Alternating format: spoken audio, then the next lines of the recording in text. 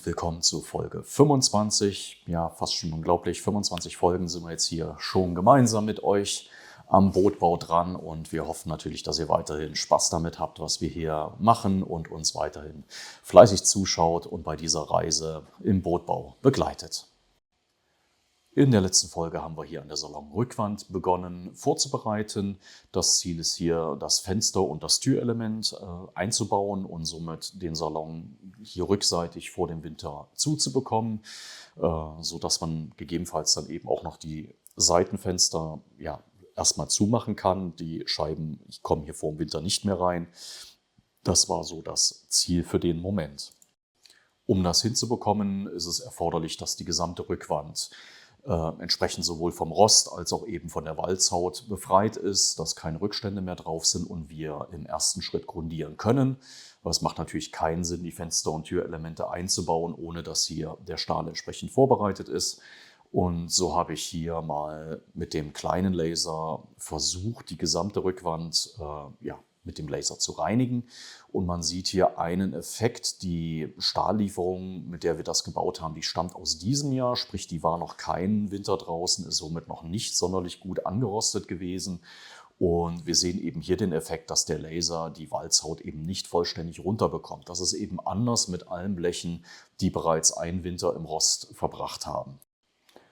Trotzdem machen wir jetzt hier erstmal weiter und schauen, wie wir das Fensterelement hier entsprechend einbauen können, beziehungsweise was dafür erforderlich ist. Passt es auf die Lücke? Das wäre natürlich schon praktisch.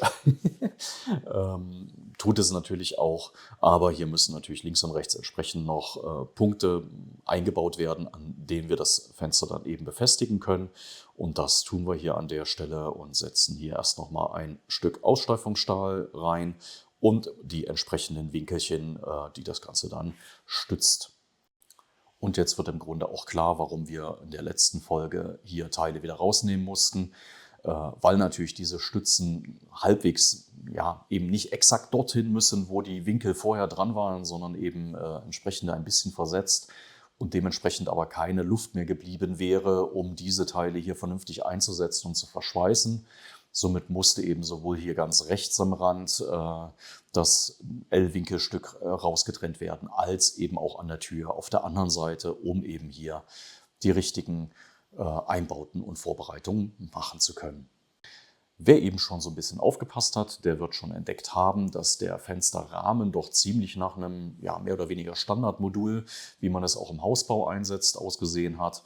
Und in der Basis ist dem auch so. Die Grundkonstruktion entspricht dem, was man im Hausbau auch verwendet, ist allerdings hier deutlich stabiler noch ausgeführt und vor allen Dingen ist die Scheibe anders aufgebaut, damit wir hier zum einen auf unsere Dämmwerte kommen, die wir haben wollen. Gut, das könnte man auch im Hausbau identisch machen, macht man ja auch an vielen Stellen, aber was die Stabilität der Scheibe angeht, haben wir eben hier entsprechend auf ein Sicherheitsglas gesetzt. Auch wenn wir jetzt hier hinten nicht unbedingt mit Wellenschlag rechnen unter dem Dach, aber das werden wir rundherum haben, sodass wir eben hier auch die Anforderungen an unsere A-Klassifizierung auch mit den Scheiben erfüllen.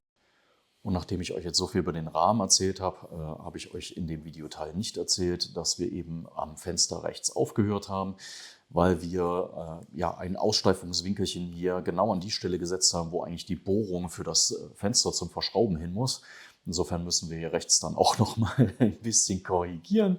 Also haben wir erstmal mit dem Türelement weitergemacht und das hier eingepasst und geschaut, wo das genau zum Stehen kommt und dementsprechend jetzt eben hier auch die geänderten Aussteifungen einsetzen. Auch da die Erinnerung haben wir eben rausgetrennt, weil es uns vom Platz hier nicht gereicht hätte, die Tür da vernünftig zu befestigen. Also rausholen, neu einsetzen und entsprechend anpassen. Und während wir das jetzt hier mit den Rahmen entsprechend machen, vielleicht einfach noch mal so ein bisschen ein Wort schon, warum eben Dämmwerte und dicke Scheiben. Das Boot soll ja im Grunde rund um das Jahr genutzt werden und dementsprechend wollen wir es eben auch deutlich effizienter dämmen und aufbauen, als das vielleicht in einem Standard-Sommerurlaubsferienboot gemacht ist. Somit kommen eben auch an vielen Stellen hier keine Standard-Bootelemente zum Einsatz, sondern eben auf diese Sachen angepasste Ausbauten, damit wir eben keinerlei Probleme hinterher mit irgendwelchen Kälte-Wärmebrücken bekommen, mit Taupunkten und dementsprechend eben auch nicht mit dann ausfallendem Wasser und Taubildung im Objekt. Das hat natürlich entsprechende Auswirkungen sowohl auf die Planung, was Heizung, Kühlen, Umwälzung von Luft oder überhaupt Luftaustausch angeht. Da werden wir dann auch bei den weiteren Scheiben an Einbauten, vor allen Dingen auch im Vorschiff, noch deutlich genauer darauf hinauskommen. Es war aber durchaus nicht so ganz einfach, Hersteller zu finden, die uns eben Scheiben bauen können, so wie wir das hier für das Projekt vorhaben und wie wir es dafür benötigen.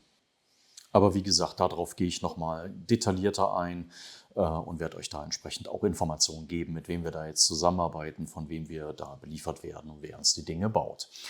Ja, zu dem Zeitpunkt waren wir immer noch guter Dinge. Wir sind hier von den Videoaufnahmen her gerade ungefähr Mitte Oktober, dass wir eben die ersten Schichten Grundierung noch drauf bekommen. Und nachdem wir das Dach hier abgeschweißt hatten, hatten wir die Hoffnung, dass wir hier eben auch auf dem Dach noch Grundierung drauf bekommen. Und wir hatten ja bereits im letzten Video mal angefangen, hier den Rost vom Dach zu entfernen. Das war ja dann auch eine doch eher mühsame Geschichte und hat sich eben dann auch nicht als in der Form praktikabel rausgestellt, sodass wir das ja dann eben auch mehr oder weniger in dem Moment abgebrochen hatten. Und mittlerweile haben wir hier aber jetzt tatsächlich einen anderen Laser im Einsatz, der jetzt hier zum ersten Mal in der Form dann auch zu sehen ist. Ihr seht vielleicht links am Rand die blaue Kiste, die ist auch ein bisschen größer wie unser bisheriger und wir können hier auch beim Lasern jetzt aufrecht stehen, haben eine deutlich größere Breite auch an Arbeitsfläche und ja, hier sind jetzt so die ersten Einstellungen und Ausprobieren, wie er funktioniert. Und der Laser hat das 10-fache an Leistung, was der vorherige hatte. Und ja, hiermit kann man eben auch Flächen jetzt wirklich effizient lasern und reinigen und kommt dementsprechend damit auch viel, viel, viel besser voran. Und mit diesen Eindrücken von dem neuen Laser lasse ich euch jetzt mal ein Momentchen alleine. Aber in der Zeit, wer es noch nicht gemacht hat, kann gerne mal ein Like da lassen, kann uns abonnieren und drückt auch gerne das Glöckchen, um informiert zu werden, wenn unser neues Video dann hochgeladen wird.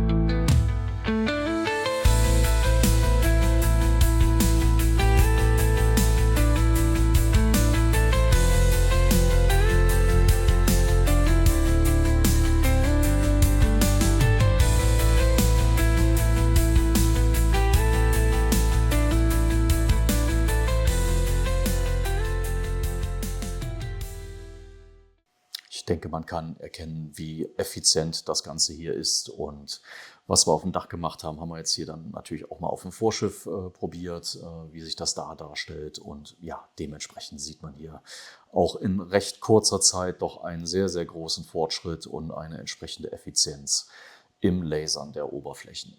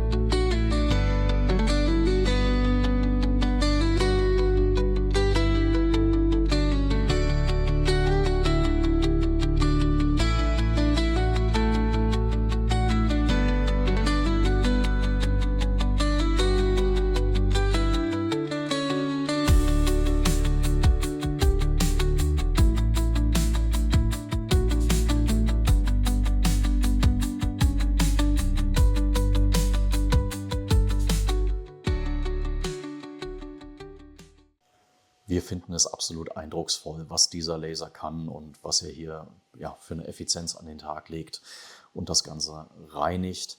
Wir haben es dann auch hier im Außenbereich noch eingesetzt und uns dazu entschlossen, hier auch schon mal noch die erste Schicht einmal runterzuholen, damit es jetzt dann über den Winter da noch mal so ein bisschen anrosten kann und wir dann zum Frühjahr dann wirklich alles im letzten oder mit der letzten Effizienz noch mal runterbekommen und das Ganze dann entsprechend hier sauber haben.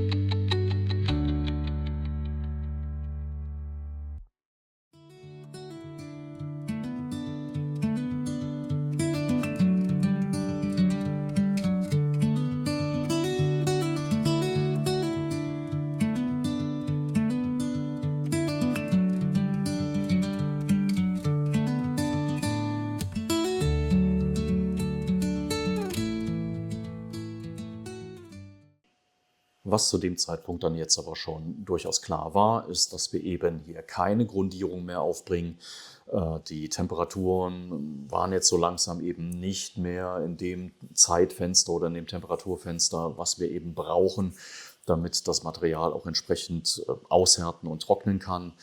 Somit haben wir also hier abgebrochen, was den Einbau der Fensterelemente hier auf der Rückseite angeht. Und somit war eben auch klar, dass wir das hier nicht so weit vorbereitet bekommen, dass wir im Winter im Bootinneren weiterbauen können. Das war ja so ein bisschen der Gedanke, wenn wir hier oben zumachen, dann können wir eventuell innen ein bisschen zuheizen und können da schon Rostentfernung machen, im Dach schon Grundierung aufbringen und solche Thematiken. Das war die Idee dahinter.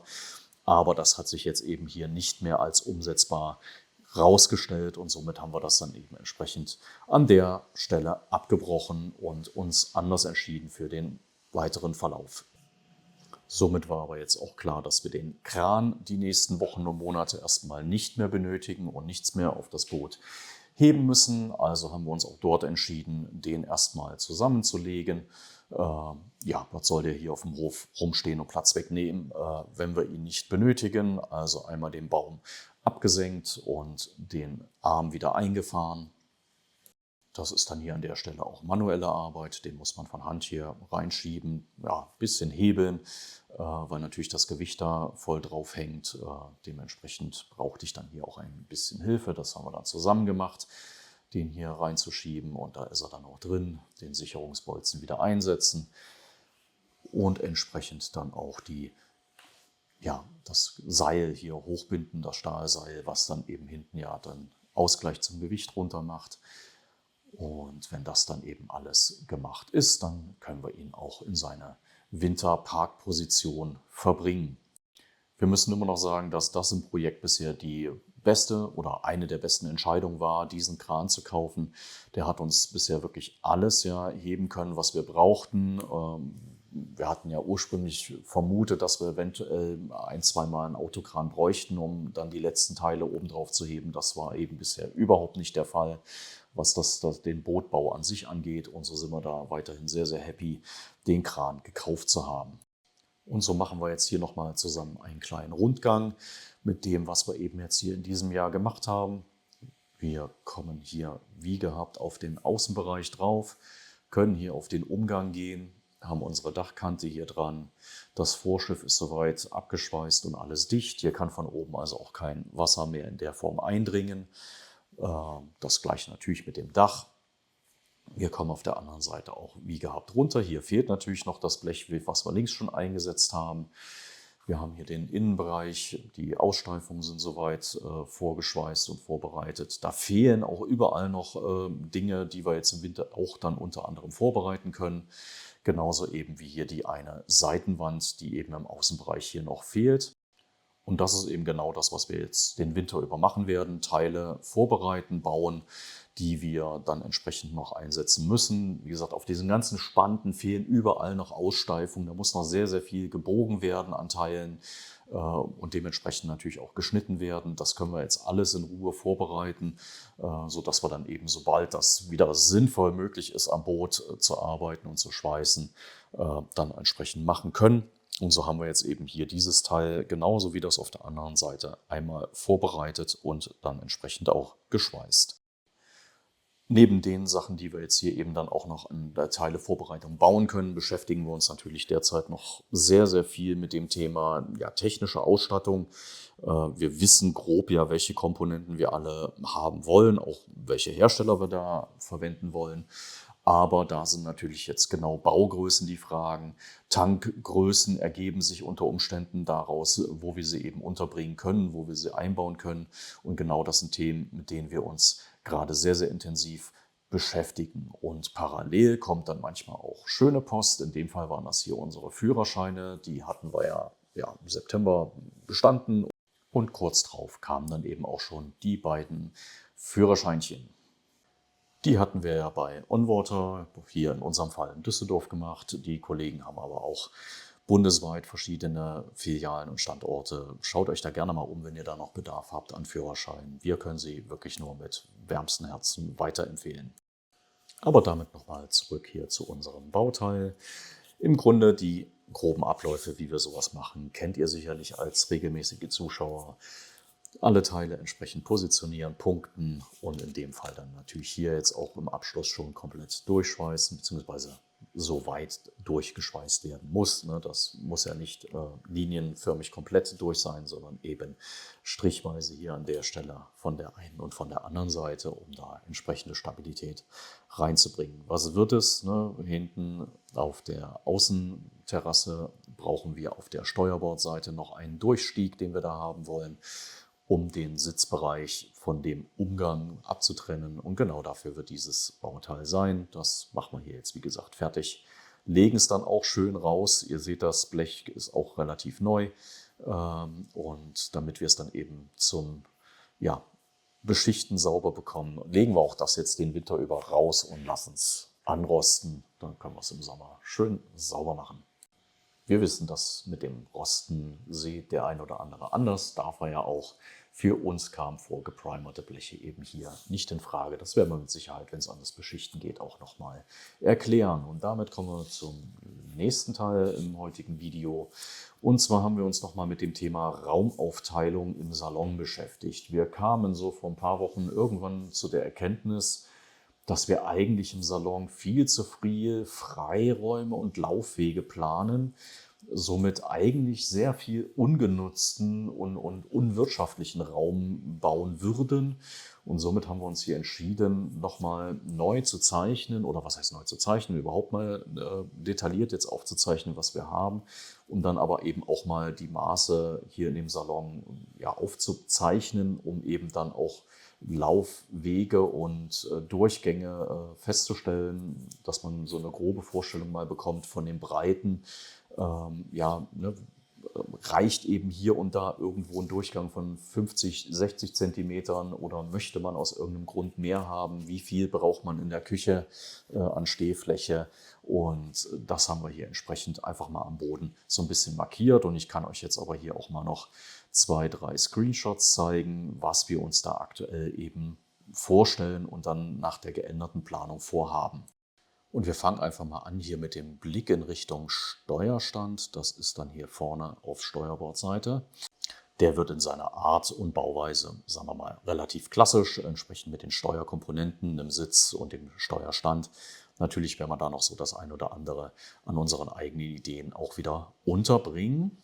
Und damit kommen wir zu dem, was dann auf die Rückseite des Steuerstandes kommt. Und das ist einer unserer beiden Arbeitsplätze. Der war eigentlich an der Salonrückwand zum Ausgang geplant. Und da war aber auch eine Feststellung, der würde dort viel zu viel freien Raum dann im weiteren Verlauf wegnehmen. Und er ist hier auf der Rückseite viel, viel besser geeignet und vor allen Dingen multifunktionaler einzusetzen. Denn wenn wir jetzt mal hier den Blick auf den Ausgangsbereich drehen, sehen wir, dass dort die Küche hinkommen wird. Und somit kann der Arbeitsplatz im Grunde als ergänzende Arbeitsfläche, Abstellfläche zur Küche dienen, in dem Moment, wo man ihn eben nicht als Arbeitsplatz benötigt. Was man jetzt hier in der Ansicht nicht so sieht, ist, dass natürlich unter den Fenstern es ja auch noch breiter wird, der Raum. Da ist ja der Unterbereich unter dem Umgang, wo also auch noch Möbel reinkommen, sodass dann hier auch noch weitere Stauflächen natürlich entstehen, beziehungsweise dort werden zum Teil auch Lüftung, Heizung, Kühlung entlanglaufen. Auch die Sachen müssen ja irgendwo verrohrt werden und gelegt werden. Wir werden wahrscheinlich da auch unterhalb des Küchenblocks die Heizauslässe für diesen ganzen Salonbereich unterbringen. So können wir die Rohre da sehr, sehr kurz führen und haben trotzdem eine große Abdeckung für den Raum. Dann drehen wir jetzt den Blick mal ein bisschen weiter Richtung Backbordseite und damit auf unsere dann Sitzgruppe, Wohngruppe. Das wird mehr oder weniger eine klassische L-Gruppe werden mit einem absenkbaren Tisch, sodass wir hier eine weitere Liegefläche auch generieren können. Wenn mal Gäste an Bord kommen sollten, wäre das dort ein zusätzlicher Schlafplatz. Der Tisch entsprechend so höhenverstellbar, dass man ihn mehr oder weniger als Couchtisch oder eben als Esstisch benutzen kann. Da ist man ja dann durchaus flexibel und das ist dann aber auch eher, sag ich mal, das, was man auch im Standard gewohnt ist an so einem Boot. Und das sind im Grunde die 4 Komponenten, die bisher geplant waren. Sitzgruppe, Küchenblock, ein Arbeitsplatz und der Steuerstand. Und wir haben jetzt durch dieses Ändern des Innenraumkonzeptes hier noch eine weitere kleine Ecke im Grunde hinzugefügt und haben somit hier zum einen den Platz geschaffen, um hier ein Sideboard noch unterzubringen für eben zum Beispiel Geschirr, Gläser, Tassen und so weiter und so fort, als auch hier vorne dann eben noch einen weiteren Tisch zu generieren.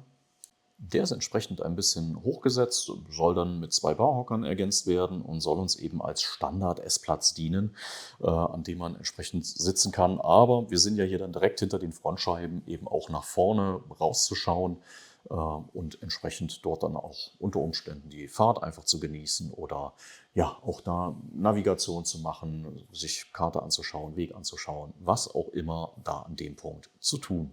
Und damit kann ich schon ein bisschen vorgreifen, denn wir haben tatsächlich mit dem Möbelbau so ein kleines bisschen begonnen, zumindest auch schon mit dem Tisch.